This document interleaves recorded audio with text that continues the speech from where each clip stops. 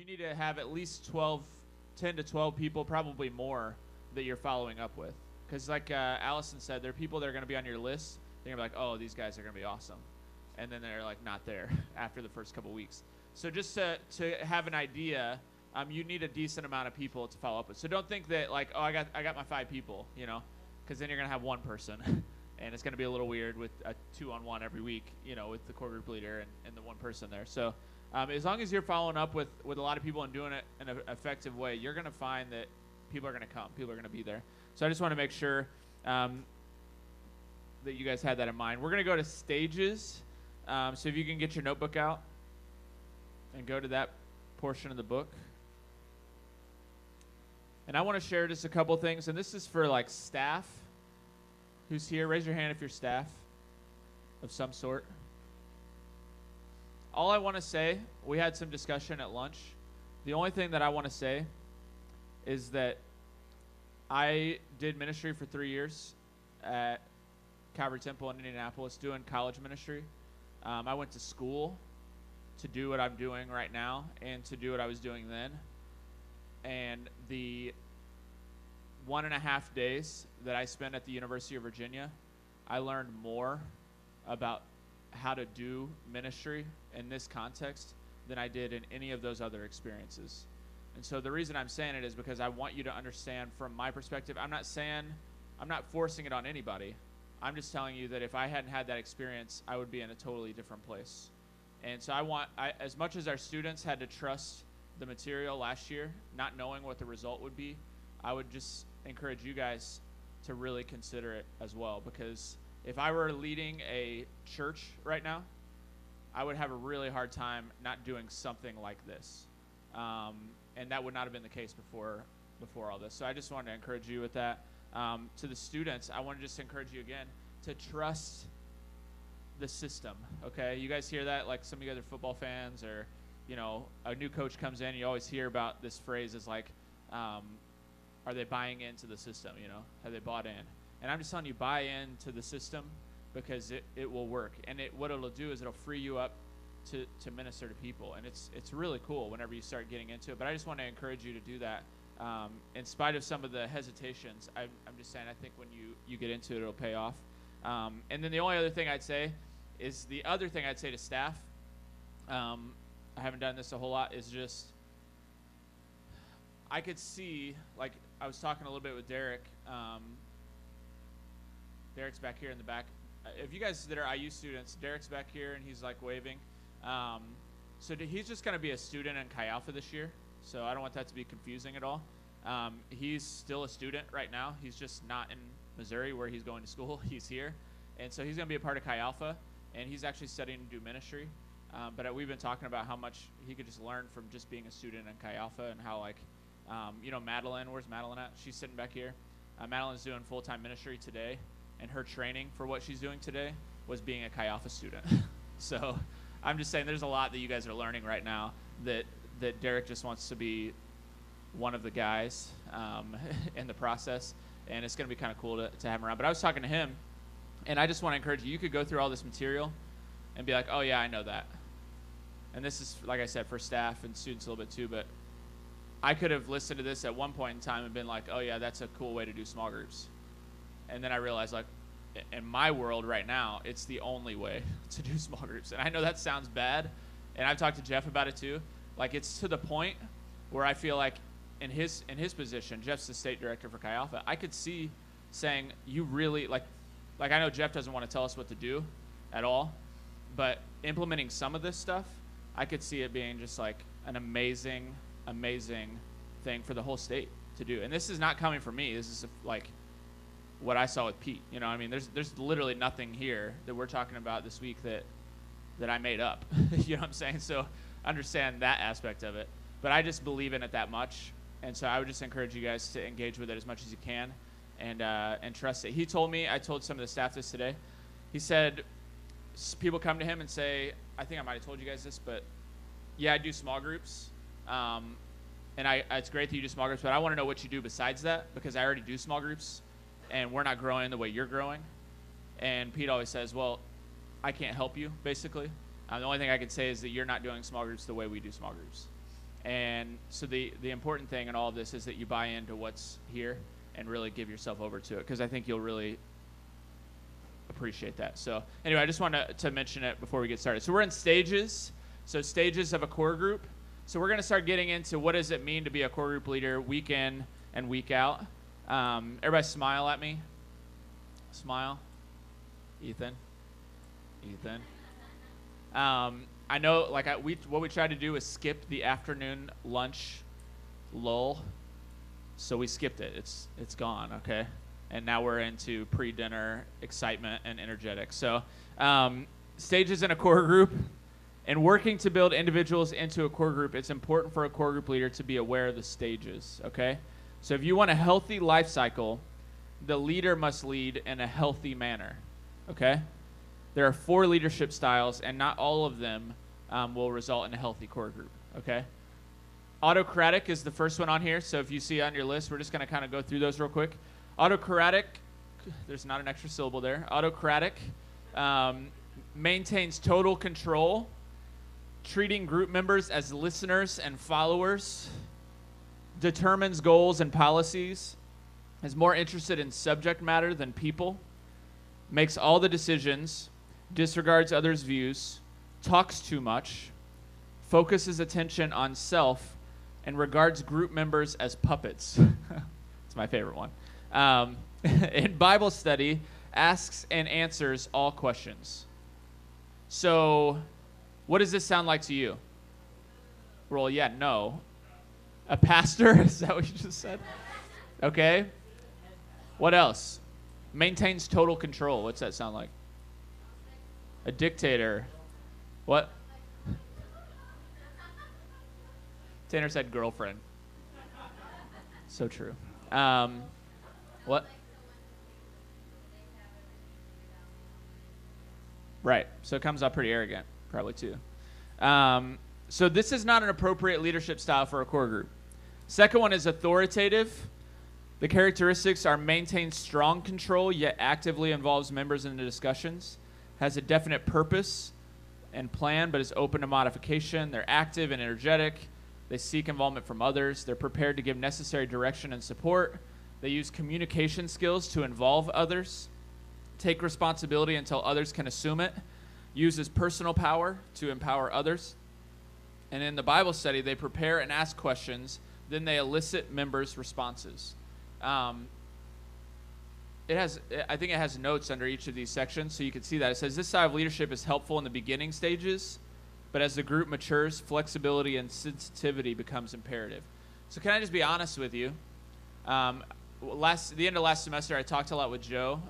We met a few times toward the end of the year, and we recognized that, you guys saw that a little bit as Joe was handling things over here, meeting someone new, that we have a lot in common that way.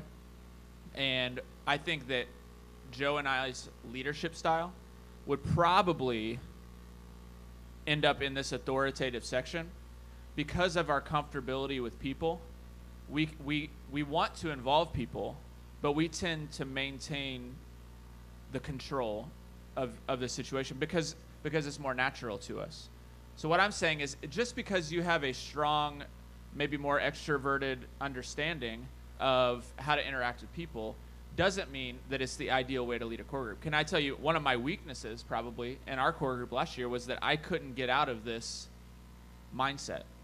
It's really hard. Jeff would be that way too. It's hard for him to relinquish control in a discussion, which at times needs to happen in order for a core group, for people to start speaking out.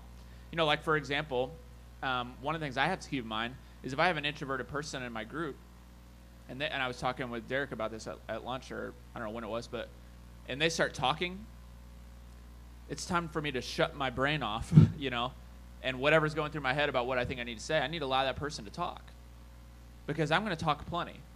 And so I think this is one of the things that's hard for me, and you guys will recognize where you fall in different categories, but it's one of the things that's hard for me as a leader is to transition into the most appropriate style. So the next one is democratic. Shares control with members, shares leadership responsibility, believes in other people, creates a sense of security and belonging, ensures that others have leadership opportunities, makes certain that if he withdraws, the group will not fall apart. sees that the group discusses all policies. And a Bible study involves other people and leading the Bible study. This is the most appropriate leadership style for a small group Bible study. What's the problem with me being authoritative 3 months into the school year? Anybody?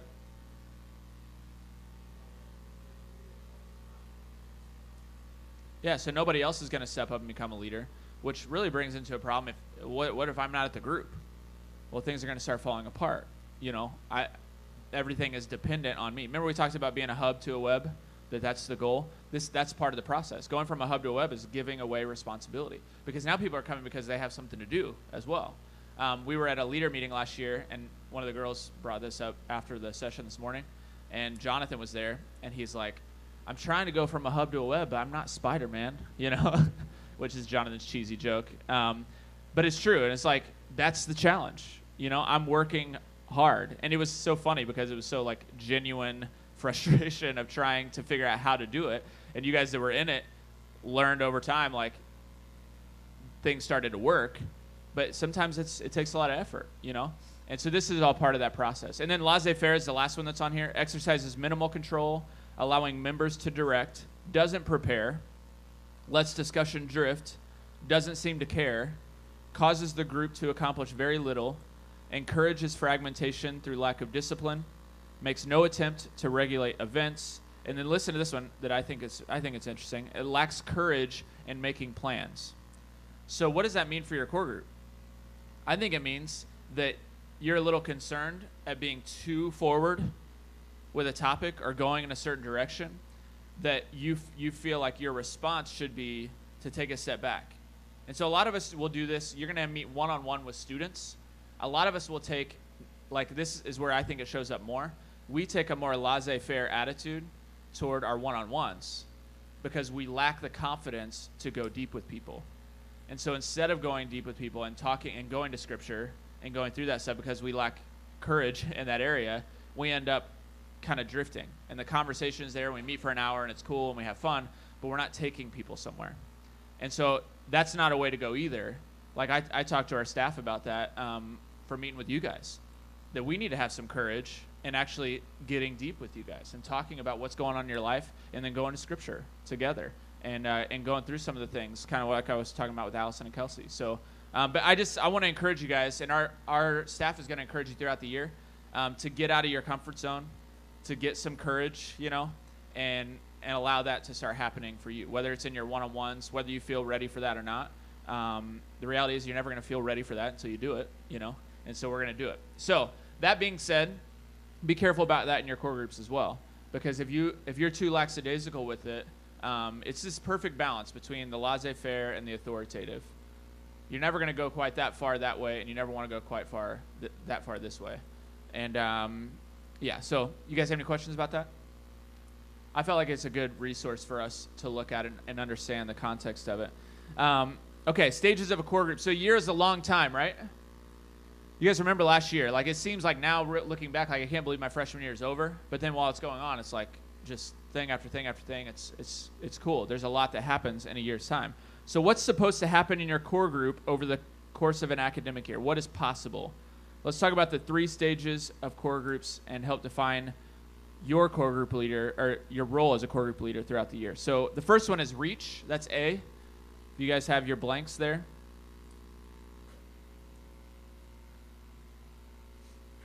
So when do you guys think this stage starts? Now? Okay, I think so. It probably started about 3 days ago. When people, well, 2 days ago, one day ago. Today's Monday. So students started moving in yesterday. I know you guys aren't like super connected to them, but we were already connecting with students who are moving in. So we're already connecting right now. For sure it starts during move-in. That's what the blank is, move-in day. So I know it's multiple days, but that's what's in your blank.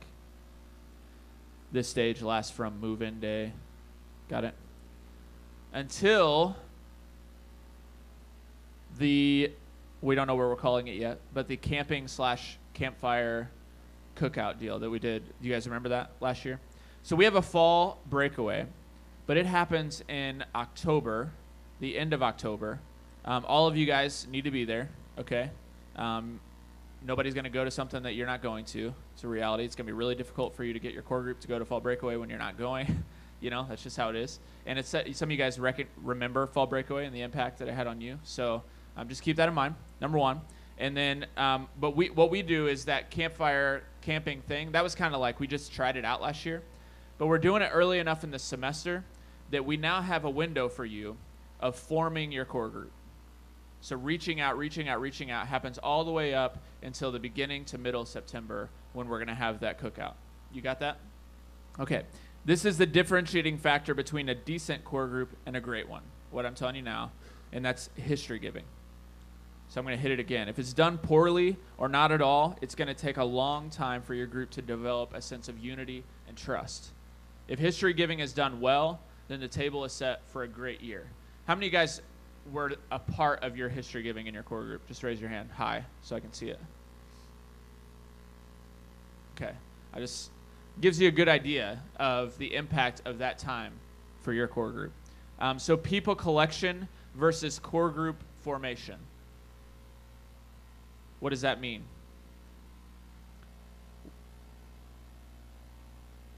People collection versus core group formation. So we're not just trying to get contacts and follow up on them. We're trying to make a core group. Okay, we're trying to do something with the people that we've collected. Okay, so when Jesus is walking around asking disciples to follow him, it wasn't just because he wanted to walk around with people following him.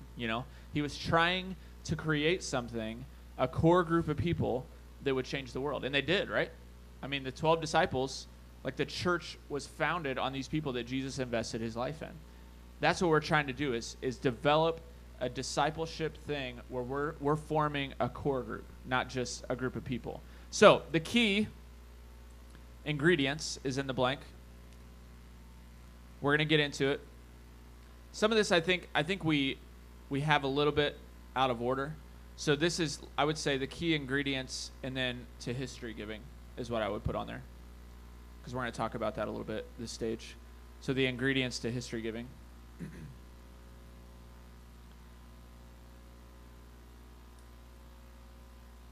And I know that I've done this already, but if I could emphasize anything in your core group, it's history giving. Do it really, really well. So the idea behind this is that the prerequisite to loving is knowing. You can't completely and totally love someone and show that you love someone until you know them completely. Because to be known and like at the deepest parts of you and still loved by someone, that communicates something totally different than giving a donut to a random stranger. When you know someone and you still love them, you still care for them in spite of those things. I remember my first time meeting with a group of guys and sharing like the deepest, darkest secrets of my life. Their response to me talking to them about my life was like we were instant best friends.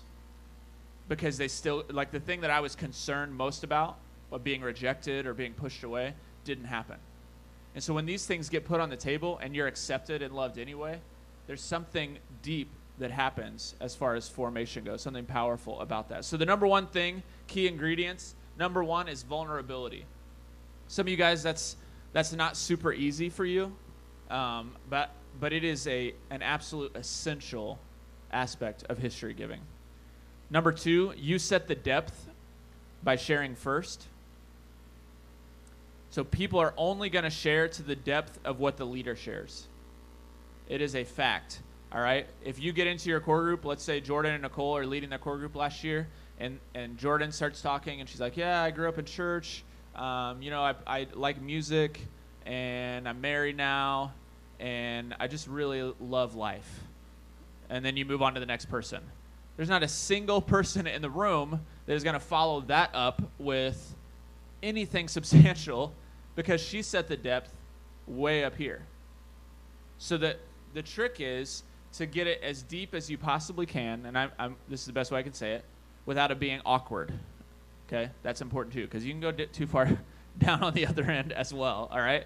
Now, you may have times where somebody's sharing something that went beyond your depth, but the only way you can even get close to that, which is okay, but the only way you can ever get close to that is if you set the depth low enough. You guys understand kind of what I'm saying with that?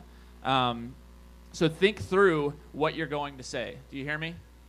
You cannot go to your core group without thinking about what you're going to share. Everybody else is going to be put on the spot, and they're going to have to share something that they had no intentions on sharing. They did not come to this core group with that in mind, that I'm going to be sharing my life story. However, and they're going to be put on the spot in that sense, so that's okay. But you guys are not being put on the spot. You know right now we're probably at least a week and a half away from you doing this, maybe 2. So you have plenty of time to think about it. And I'm saying be as intentional as you can. Think through what you're going to say. Do not wing it, okay? You got it? Yes? Don't wing it. If you guys are not core group leaders, let's say you're helping out with the core group, which we're not calling it that, okay? So understand that. I want you to know that if that's what I've talked to you about, that's incredibly essential, especially in history giving. Because what's going to happen is the core group leaders are going to share something, and then you're going to share something. Or you're going to be planted in the middle of that to be able to share something. It's an incredible opportunity for us to be able to have somebody who understands Chi Alpha, who understands all the stuff that we're trying to do, and you guys are going to be right in the middle of that as well. So that's a really important aspect too. But be vulnerable, set the depth. The goal isn't to share every irrelevant detail of your life, okay?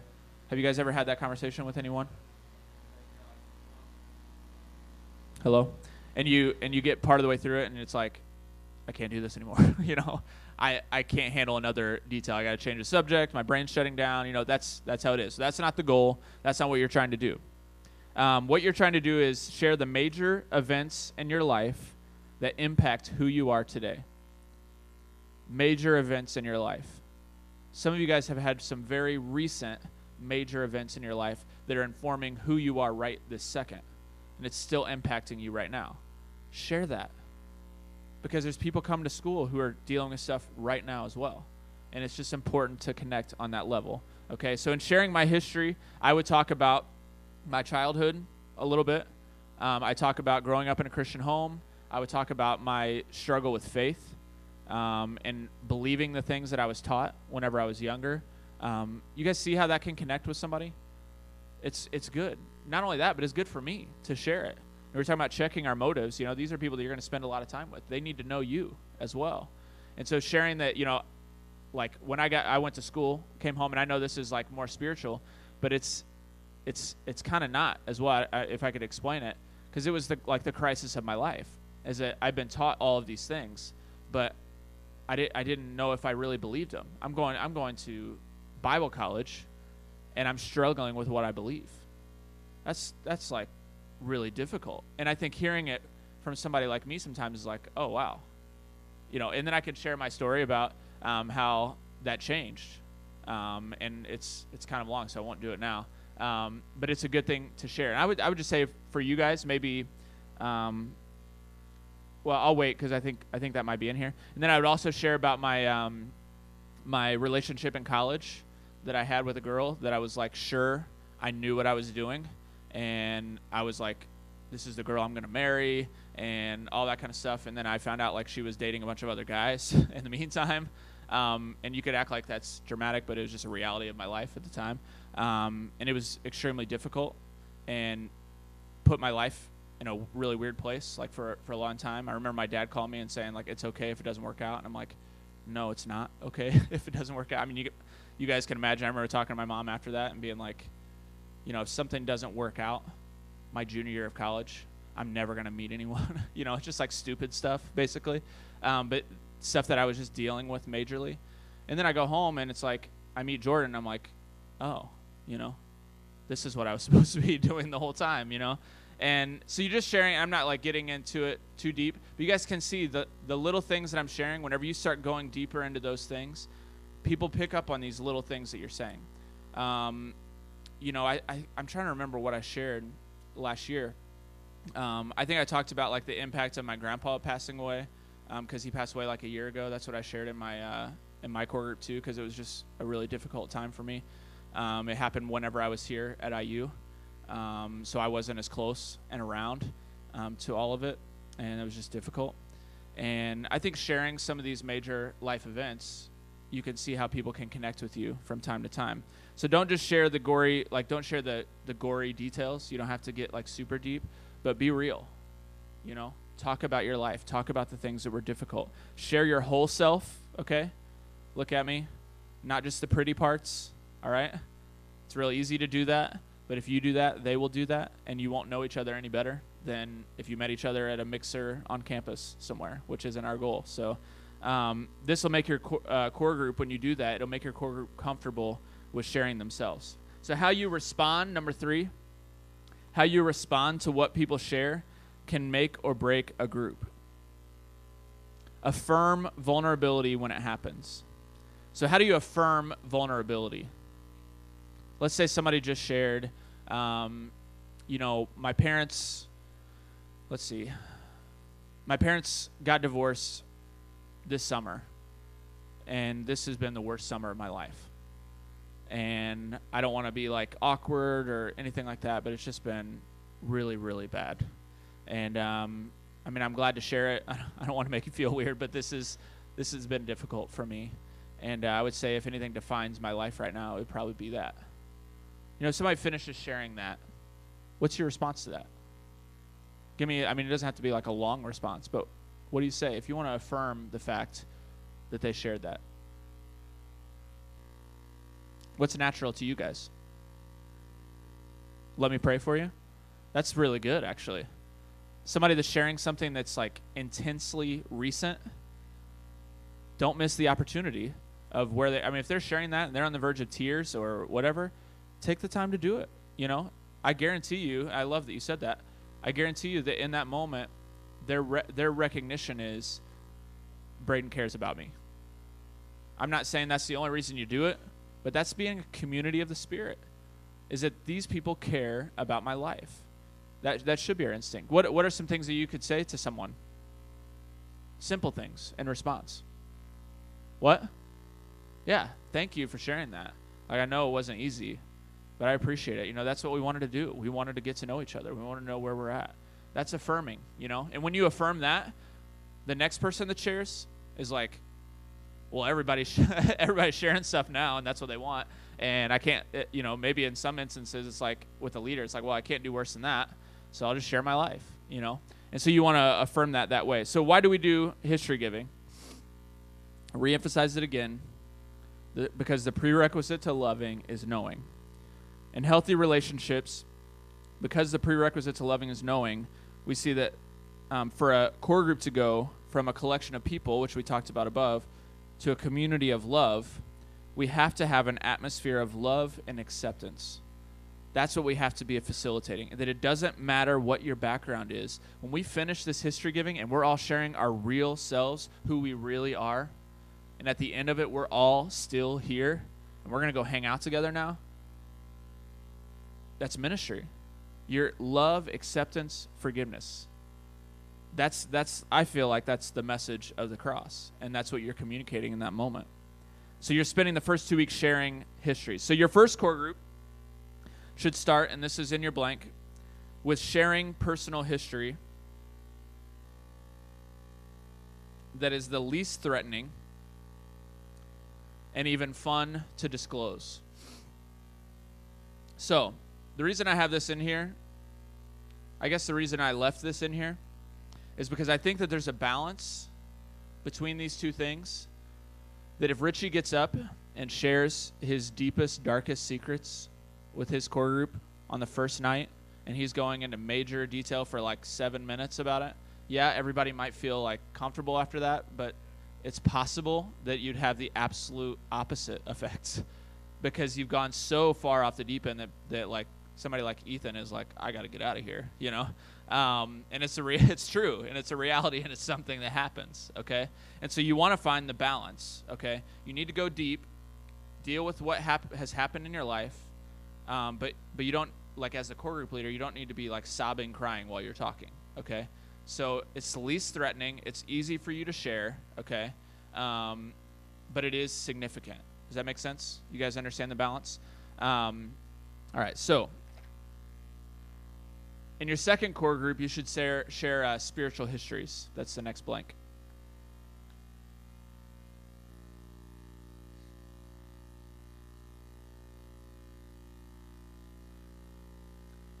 So what do I mean by that? Some of you guys might have done that this year. but this is a really great idea for doing this. If you guys could just, and some of you guys probably did do this, but if you draw a line on that white side of the paper that's empty, just draw a line right in the middle of the paper. It's the worst line I've ever seen. And then what we do is we say, okay, if the line across the middle of your paper is, in crossing that line is when you came to Christ, what I want you to do is I want you to put a dot at all of your spiritual highs and lows in your life. And so somebody before Christ, basically, maybe it's like they were born and that was like, I don't know, the low point or something, and they got saved when they were like 7. Okay, well, that line, the next thing is going to be crossing the line, okay, because they've been in church their whole life, they got saved young, whatever. Well, after they cross that line, though, there's been probably some ups and downs in their life. Maybe a time that they ran away from God, maybe this, that, whatever. And I'm saying you make a dot at all of these major points in your life. Does that make sense? And so some of the dots are going to be below the line. Some of them are going to be above it. But the time that you came to Christ is when you crossed that line. Okay? Does everybody understand that? So I just want you to do that real quick. We're not going to share it all, but I want once you see it, I want you to understand kind of how we're approaching it. So maybe a spiritual high for you was, for some of you guys, when you're baptized in the Holy Spirit, or your baptism could have been like a huge moment for you. Think about those types of things. Chi Alpha, getting involved in Chi Alpha may have been a huge jump for you, or maybe it was like spiritual low. I don't know, but you have these different things that you could share. And the cool thing about it is, and I'll be quiet and let you do it. There may be some people in your group that you need to affirm this as well. Is maybe you've never crossed the line into a relationship with Jesus. Well, that's okay too. All your dots are going to be below the line because most people have interacted with faith in some way, and they can share like the different moments that they've had in that way too. So anyway, go ahead and mark your own dots on there, and then we'll talk about it briefly before we move on.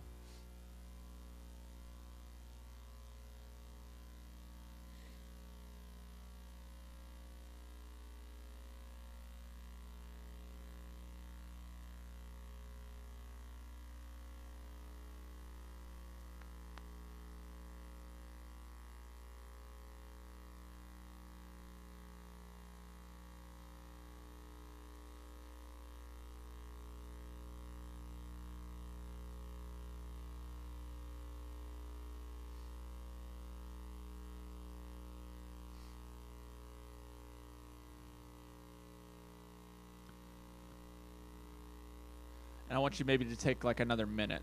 So I don't know what pace you were on originally, but maybe adjust it a little bit.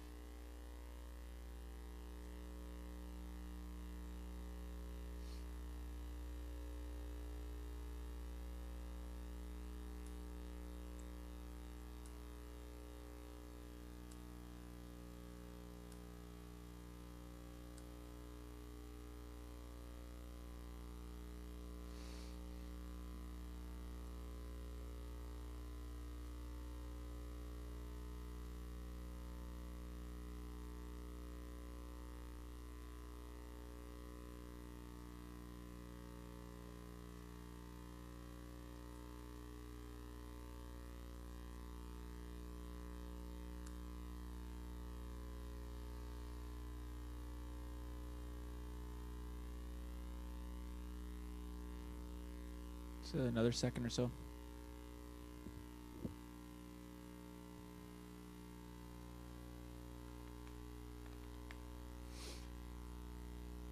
Okay, so let's talk about it real quick. Here's going to be, this may be the issue, okay? Be aware in both of the times that you're sharing your history. Do not, okay, let me think of this. Don't lie about your history, okay? Trying to connect with people, all right? We're not trying to manipulate people here. What we're trying to do is share experiences. And many of you have shared experiences with people that unless you bring them up, they're not going to know that you share those experiences, okay? So be very thoughtful on your end about what you share and how you share it, because it will give you opportunity to speak into somebody's life and vice versa.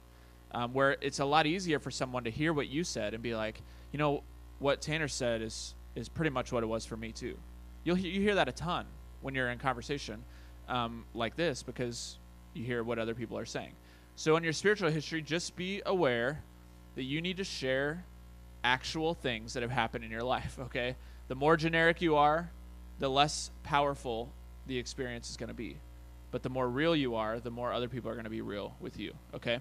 So the reason I had you do it is because I wanted you to actually see it on a piece of paper. And so what you do is, if you haven't done it already, you connect all of those lines that you made. And so it ends up like a graph, all right? So you're kind of going up and down, maybe hopefully not like this much all the time, but being real, you know. And it may be that like, you know, you had like I said, if you had a harder summer and you're trying to figure out where is God in this, it's okay to be honest with that. Yeah, it's recent, but I'm not asking you to pretend that you're something you're not. You know, share what's going on in your life. Okay? All right, so typical first week. We have a handout in the resources. All right, so that last tab, I don't want you to lose your spot, but grab the last tab. So it says on there, the first paper that's behind that resources, it says key ingredients for a healthy core group, okay? Commitment, openness, confidentiality, affirmation, accountability, and prayer. Share those with your core group the first week, all right? Talk about them. Don't lack courage in talking about that stuff. Like I said, these people filled out a card, okay? They know it's a Christian group, so let's be honest about who we are. This is who we are. This is what we want to see, okay? And then the next page is the first meeting of the year sample agenda. And I would just encourage you guys to do this, to approach it that way. And then the next page is one more page I want you to look at, is the community study. This is the really important one I want you to see, community study number 1. At the top, it says, do this. So how many of you guys in one of your core groups at the beginning of the year, it might have been the first one, you wrote down all your names, you put them in a hat, and everybody drawed a name out of a hat, and then you had to go meet with that person or do something that week? If that was your core group, raise your hand. So a decent amount of you guys did that, right? Luke, did you do that? Okay, so you can't remember. I thought you did. But why do we do that? Build community? Hub to web, right? So they're already meeting other people, okay? And it's normal because it's like the first week of school still, okay? So it's normal to meet new people. And so then, like, what happens is you all draw a name. And so let's say Tanner draws Holden's name and Holden drew Joe's name. Well, Holden's having 2 things throughout the week with people in his core group. It's a really awesome opportunity. You did do that. Okay, that's what I thought. So anyway, the reason I say that is that's the do this part. So you do that at the end of your meeting that night. And then this is just a really simple community study. It's in Ecclesiastes 4:9-12. Go look that up. It says, in what ways have communities in which you've been involved with in the past shaped who you are? That's a good discussion question to bring up. It may be like, I don't know, you know, but just be patient. You know, some people will answer. And then by the time you get to history giving and you put that out, you'll see more and more. But I want you to look at that because that makes it super easy on you, okay? Don't try to get crazy your first 2 weeks. Just do something simple. And then there's a community study number 2 that we're going to do the second week. And it's all vision casting for your core group. That's what it is. Jeff. Okay, so we had a question about whether our core groups were gender specific, which all you guys that are at IU know that they are. We have guys in groups and we have girls in groups. And I will just say, last year we had a second year group, third year, fourth year, whatever. We had a bunch of like sophomores and juniors that were in this group together. One senior, I think, and it was co-ed because we didn't have very many people that were like upperclassmen that weren't leading core groups because we were so young as a group. And I think it was the number one problem with our core group was that it was co-ed because we couldn't go the places that we wanted to go naturally without it's just hard. It's more static and it's hard to describe, but it just didn't work for what we're trying to do. What we do is we have brother sister core groups that meet together, and we'll talk a little bit about that. But they'll go out after core group the guys' core group that meets on Thursday night will go out with the girls' core group that meets on Thursday night, or they'll go out with another group or something. I don't know, but right. So we do that because what is that? Think about it. What? It's a web, right? So now, not only are we getting a web going in our individual group, but now we're meeting our sister core group for dinner, and we're meeting a bunch of girls over there, which is exciting. Okay, and then what is our main service? It's another part of that web, right? So we go out after service. Well, let's say a few people have early morning class on Wednesday night. Well, maybe they can't go out after the service, but a lot of people are. And so now a bunch of people from different core groups are all going out to eat.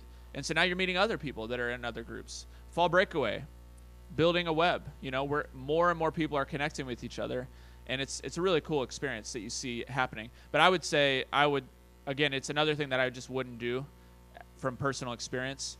When I was on staff at the church, we had the same thing. It was like we had girls and guys in the same group. And I just don't feel like you can. I mean, how many of you guys, not to embarrass you, but how many of you guys would say you wouldn't have grown the way that you did in your core group this year if it was guys and girls in the group?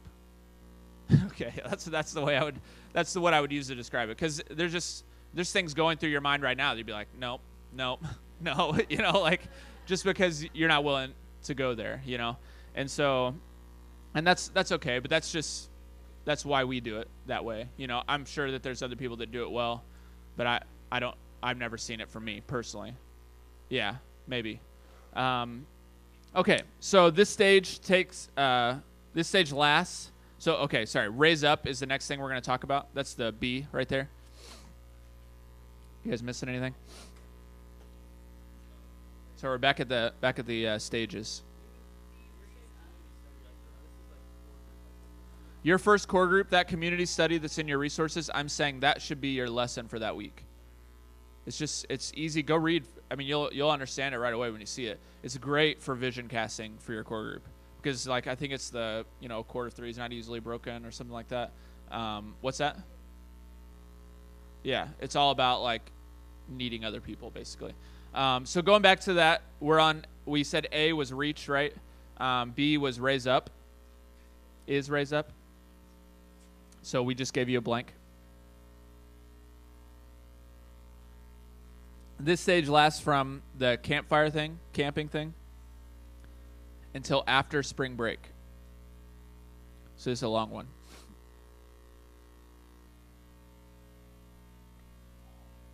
So listen to me.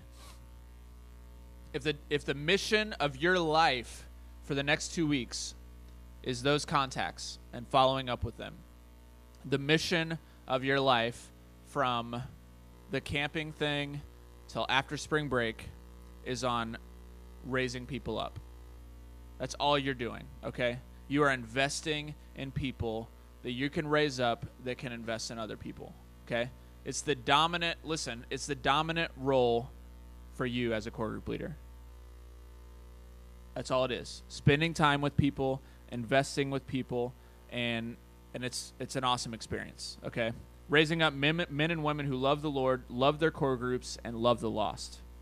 So as a core group leader, are you going to be a babysitter or a platoon commander? I don't know if those are blanks there. Okay. So a babysitter versus a platoon commander. In some ways, I could see how both of these wouldn't be that great. But I'm going to give you the example that we're using. So if you're a babysitter in real life, okay, what are some of the realities of your job? It's going to get nasty, okay? They don't like you all the time. You're the what? You're the rule keeper. You feed them. You do all the work, right?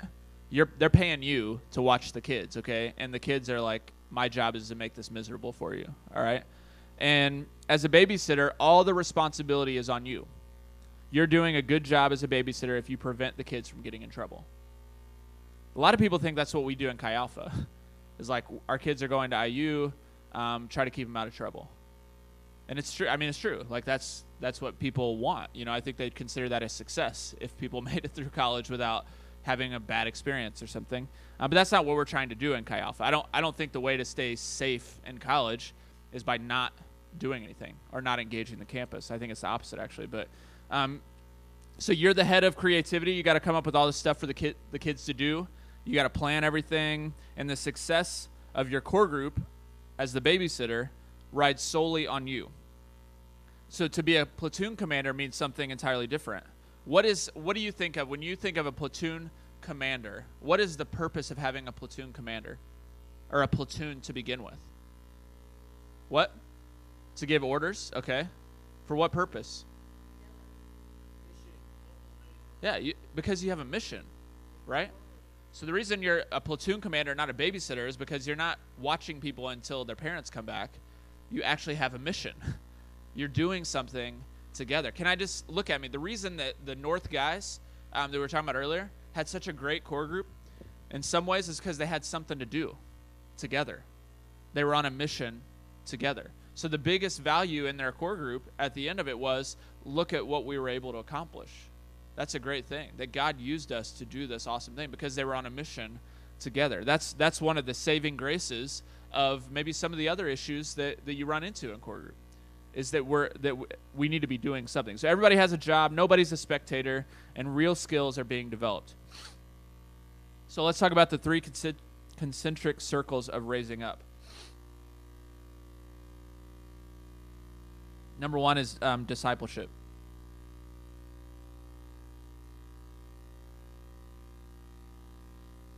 This will answer some of the gender-specific core group thing.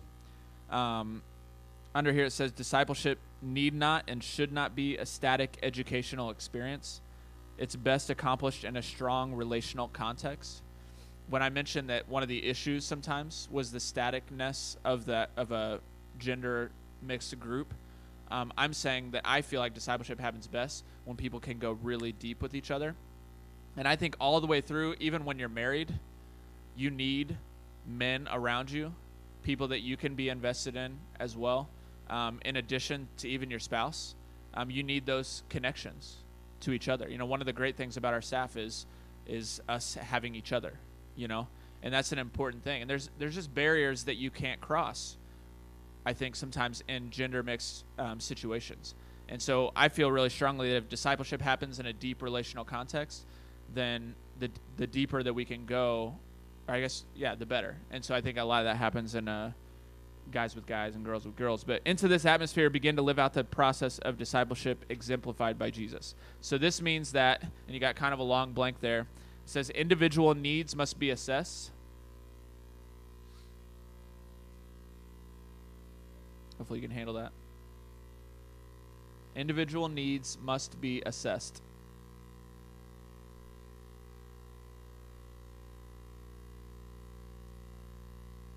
And then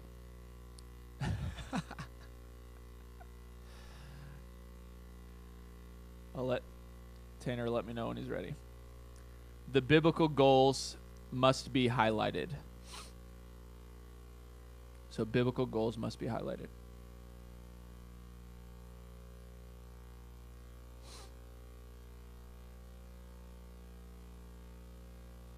So what do my guys need? That's a really good question to ask yourself. What do my girls need?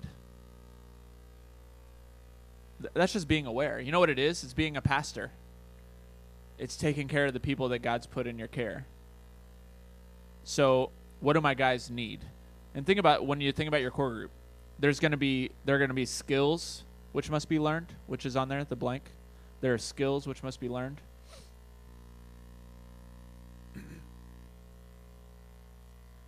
Some of the skills that you guys learned this past year that you're still kind of trying to hone and figure out. There are healings necessary. Talking about freshmen in college, guys. I mean, there's going to be stuff going on in people's lives. There are truths which must be understood and integrated.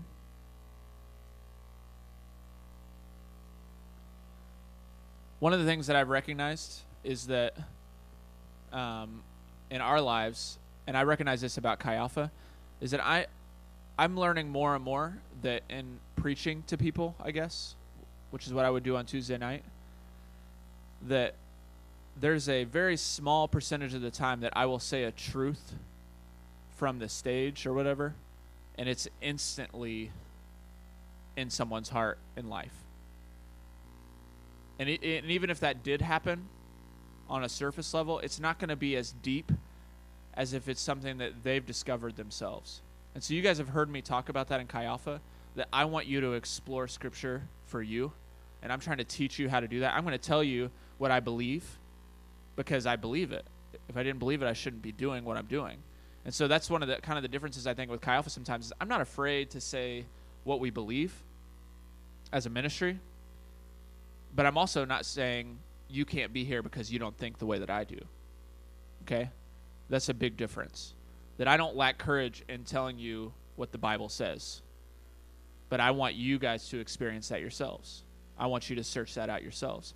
And so I think it's okay that we have a kind of a diverse group of people here that you guys are exploring these truths with your core groups, and it's leading you somewhere, okay? That's something that has to happen in your core group. So in a year of core group life, discipleship is the dominant focus. You know, all these things that have to happen, the skills, the healings, the truths, you see that there? Said all of them best occur when the goals are set by friends who love us and then will give us the support and practical help necessary for us to accomplish them.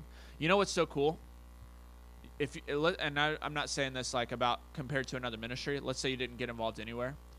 Some of you guys, and me included, if you never got connected to Chi Alpha, you would never have the experience that you're having to be able to grow this quickly and this amazingly in your relationship with God.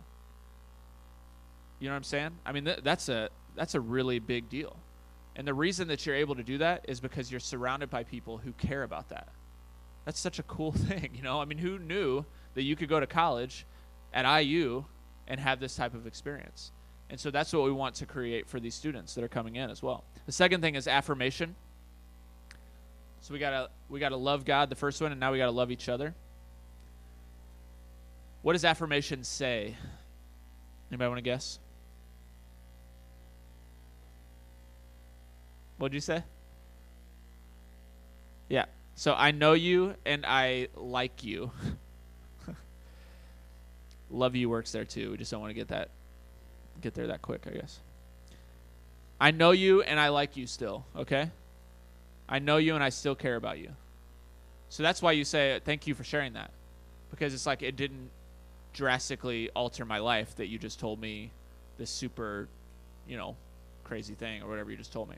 I was going to say when somebody shares something with you in your core group, don't like gasp, and sometimes you react without realizing it. Like you don't even recognize that your eyes are like huge, and your mouth's open and stuff like that. Those are moments that you can't get back. Not only them seeing that, but you can't get back the opportunity that person gave you. They're in their most exposed moment, probably sometimes in the history of their life. Now, some people it's just like they're going to tell you everything all the time, and like we said earlier. But there's going to be times where you don't want to miss the moment. Like Braden said, let me pray with you, man. You know what's awesome about that? It's like it doesn't matter if Braden has the answer to what's going to change anything, because he knows in some way here the answer is let's just take this to God, and we're going to be here and we like you anyway. So what is called, okay, so it is an affirming experience to share from your personal life and have a group of people who are interested in you and care. You can read along here, I think. But what is called for here is a planned session in which affirmation is the primary focus. So this is an opportunity to go beyond the nonverbal expressions of acceptance and actually verbalize your growing love and concern for each other. So, affirmation will be your best core group of the year. This is a time to express to each other the strengths you have observed and the unique qualities you most appreciate. So I want to talk to the guys, okay? Because girls are like, yeah, let's do it right now. You know what I mean? And that way maybe I'm a girl. I don't know. But I think guys struggle with this a little bit more sometimes of doing this and going there.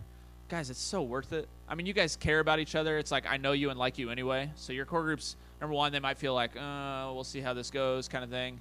But when you get into it, like, how bad can it be to hear, Ethan, you're awesome, Ethan, you're awesome, Ethan, you're awesome, over and over and over again? You know what I mean? It's amazing. It's a really cool experience. Do not skip it, okay? Do it. You know, let your guys talk to each other about what they think. It's going to be encouraging. It's needed. You know, I think it's just kind of like prideful sometimes where it comes in where we don't, like, we lack courage in that area, you know, where we don't want to go there. I'm not saying it has to be like sappy and emotional and all that, but I mean, there's ways to go there, and I think it's important to go there. How many of you guys feel good when somebody compliments you, right? Is that wrong? Is it just me? I don't know. I just think it's important because you hear from other people like, yeah, I do matter, you know, to somebody. Proverbs 12:25 says, an anxious heart weighs a man down, but a kind word cheers him up. So we're hearing like this is a biblical truth. A word aptly spoken is like apples of gold in settings of silver. I just know gold and silver are good. I don't know a lot about apples and gold. I'm sure there's some deep truth behind that, but yeah. Number 3 is mission. Love the lost. Mission. We want to think externally.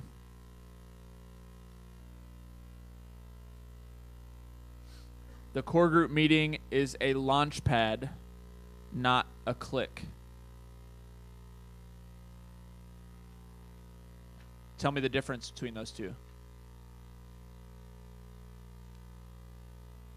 Okay, a clique is exclusive. So if a clique is exclusive, what does that take out of the equation? Mission, right? I mean, if it's just about us, then we're not doing the primary thing that our core group was built to do, which is to grow and to meet lost people and to bring people into a relationship with Jesus. So this means, I almost started over. So under that, we have serve at a campus event. Something we started talking about earlier is start an intramural team with non-Christians. This is a little cheesy, but it can work. Leave an empty chair in the circle for one more. You know what's good about that is you can just acknowledge the fact that it's that way and just leave it, because it's a constant reminder to your core group throughout the entire year that it's not just about the guys that are in this room. It's not just about the girls that are in this room. And so I think if it was just you as a core group leader and you set that up from the very beginning and said, this is what it's going to be about, I think that that's a great message to continue to send throughout the year. C, I don't know if I got these letters correct here, so you can ignore the C maybe. But commission. So I think we're going to go with number 4 instead of C. Does that seem right to you? So you can change that C to a 4. That's true. So change it back to a C real quick. All right, this is the final stage of core group. It lasts from spring break until the end of the year. You can work on some of these things possibly even earlier, but that's just kind of the generic place that we're going to go to help you guys understand it. So the 2 blanks are flash in the pan versus multipliers. You guys know what a flash in the pan is? Somebody explain what flash in the pan means?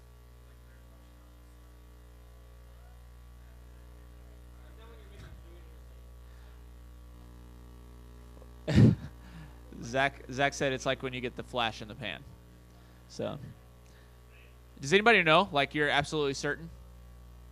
Because I do think that it's it may have to do with fire lighting up and then going away. And I think in our core groups, when we think about that, how many of you guys felt like you had a great experience in core group last year? It was awesome. You enjoyed it. Okay. You know what's wrong with that? Is if it stays there. That's flash in the pan. It's like, oh, we had a great year my sophomore year, and then I don't know what happened after that. You know, we had a great year my freshman year, but everything seemed to go downhill. So the point is that we're not just a flash in the pan, but we're multipliers. that we're actually doing this for a purpose. So why is that last stage so important? It's because it's all about what's going to happen next, okay? So last year wouldn't have been nearly as great as it was if you guys weren't sitting in the room today.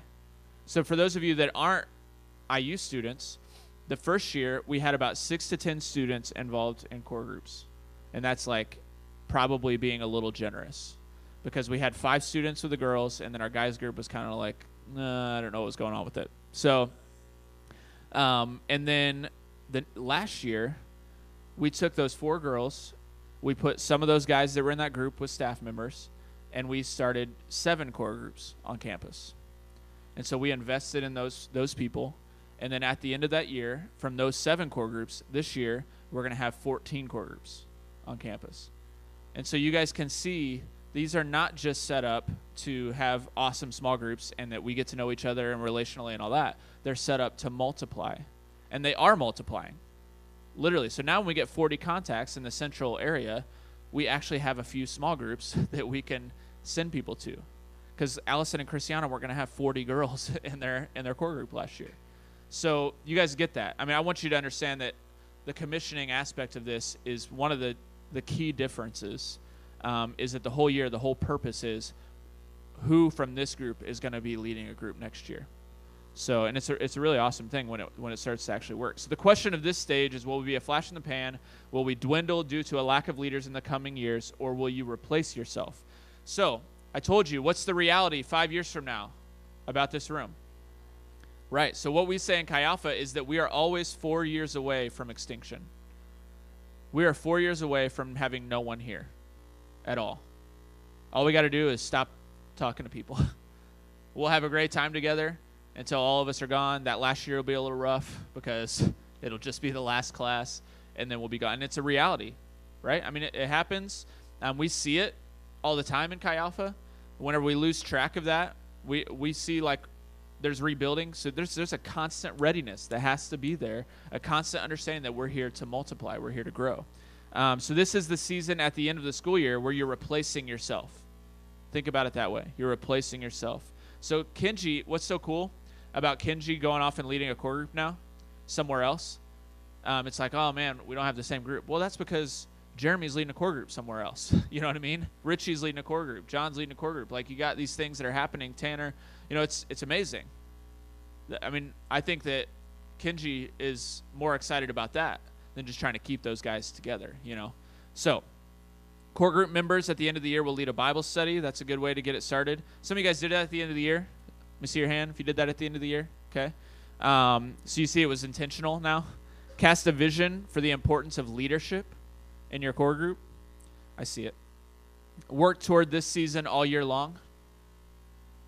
So you're working toward it. Means that you have in mind. You guys know what's going to happen. A couple months into the school year, you're going to be like, that person's going to be an awesome core group leader.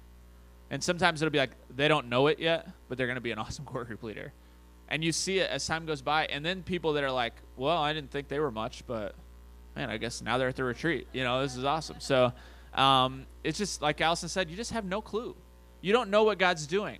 Okay, so be aware of that. Be okay with that, you know. All right, how large should a core group become? Experience has demonstrated that 8 to 12 people, including the leaders, is close to ideal size. So 8 to 12. Remember, the larger the group, listen, the larger the group, the less the personal airtime, and thus the slower the relational growth. It is okay to have a small group. So airtime is in quotations. That basically means the less chance people have to share about their life. Because if you're going around the room, you have let's say you have an hour and a half together every week, minus the hangout time. So that time in there, if you have 15 people in a group, it's going to be really hard for everybody to feel like they shared what was going on in their week, or whatever. It's going to be bang, bang, bang, bang, bang. You know, you got to be careful with it. So it's okay to have a small group. Remember what I told you? All the girls that are in the room came from a group of 5 people. That's pretty awesome. That's a good core group. Okay, that's a success. So I'm going to give you a few things. Don't make people overcome a lot to have a great core group experience.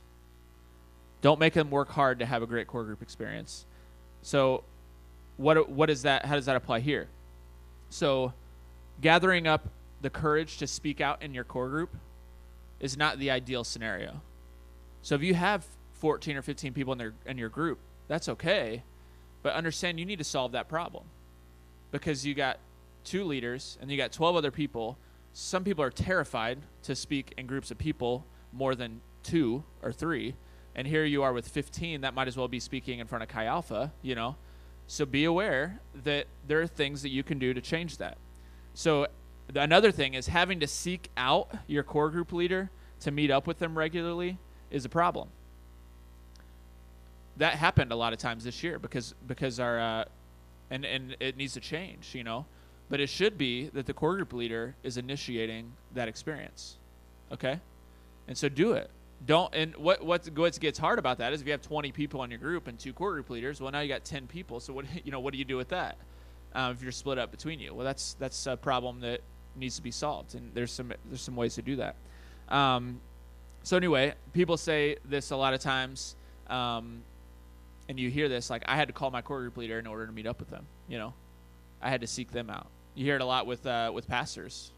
Like, all people want is for like when I did my internship, the number one thing that I wanted was for somebody to invest in me. I just wanted to talk to them. I wanted to know what they were doing. And you know what's like the last on the list is that experience. A lot of times you don't get it. Why? Because you're so busy doing other stuff that you don't have time to spend one-on-one time, which is like where everything is happening. You know, that's where real change and real growth is happening. And so when we don't make time for that, as core group leaders, we're going to struggle in our relationships. So many students will not pursue you. Most of them won't pursue you or engage you in discussion if they feel uncomfortable. So it's up to us to pursue them. Keep in mind what you can handle if your group gets bigger. So know your limits, okay? And it's okay to know your limits. That's fine. So let's say your group does get big. What can you do to help with that?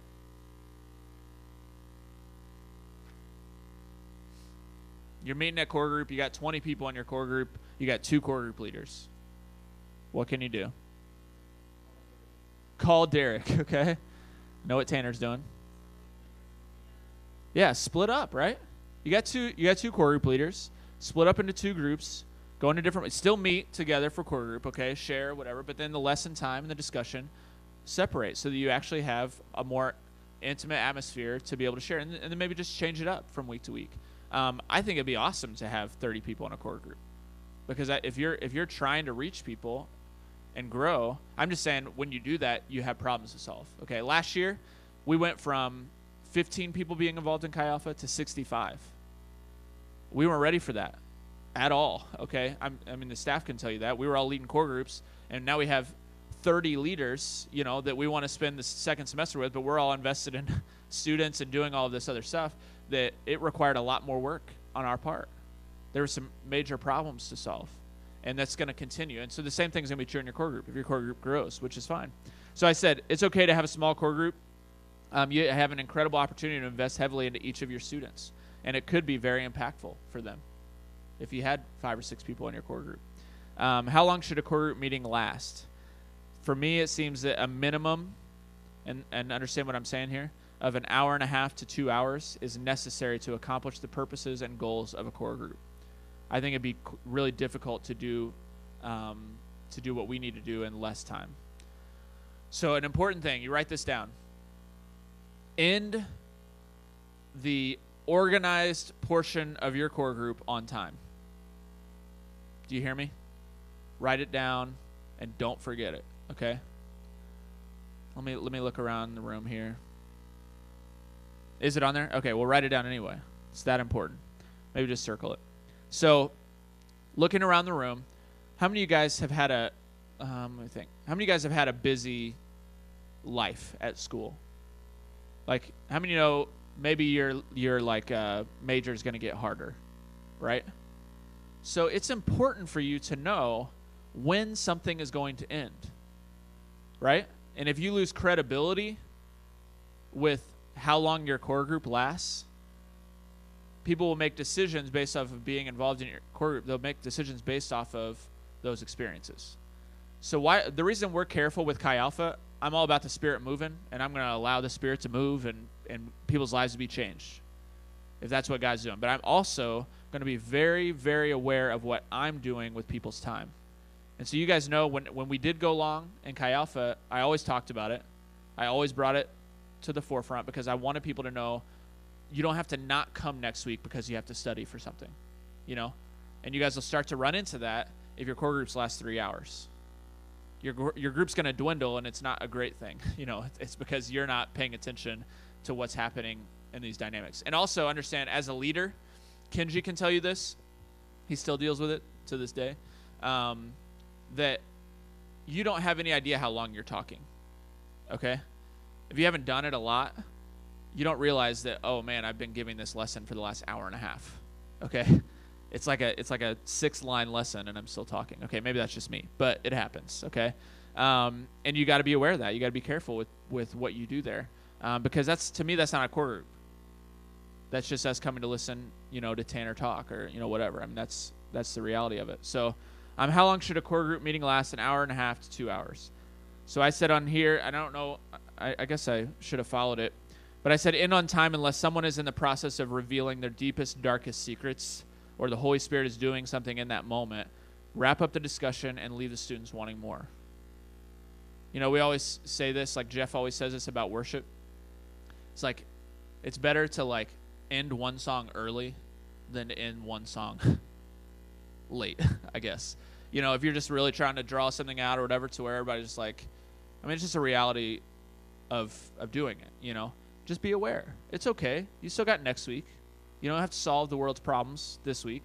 So give it some time.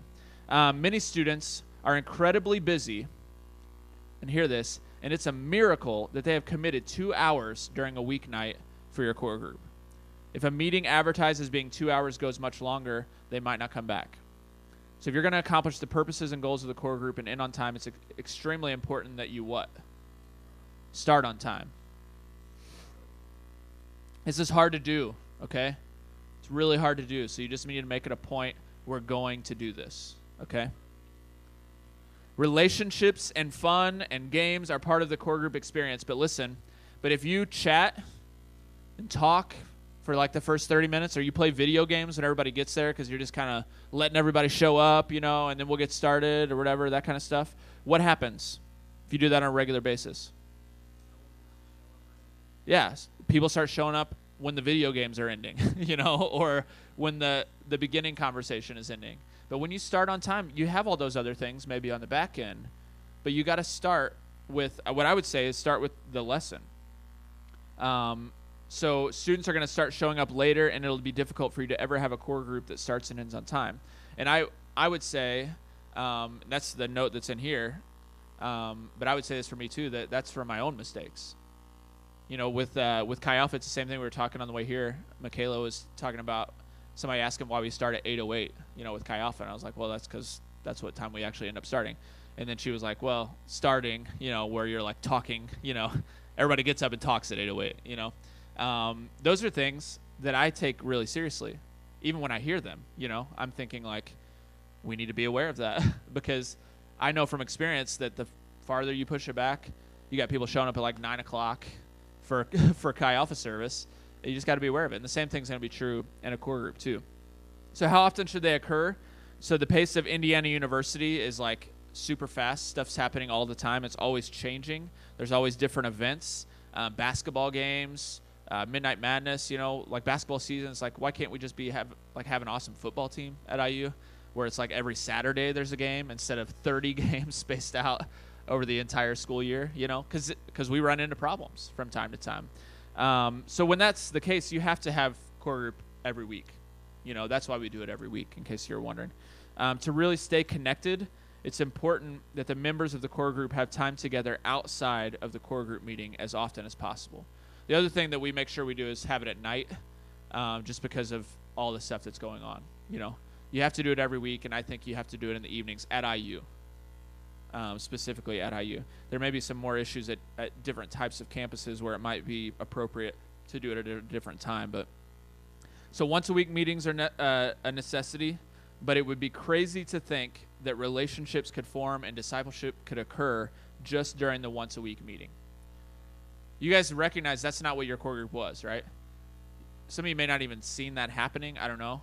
but hanging out together, going to Taco Bell, going to this place or that place, or I'm always mentioning food stuff or whatever, but even going around campus, playing Halo, all that stuff is core group, right? It's not just the meeting times, okay? And then core groups need to have time together outside of the core group meeting, so you're encouraged to get your guys and girls together on the weekends. Invite people to volleyball. Go to XA events together. Study together. That's an easy one. Take people to the grocery store, all right? Go to Walmart together, seriously, especially people that don't have cars.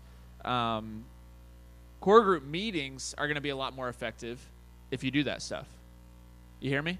If you guys are actually friends, core group meetings are going to be more fun. They're going to be more impactful as well. And then let's see. This is just a note on here. Disciples of rabbis. So like Jesus was a rabbi, and you see that in the New Testament.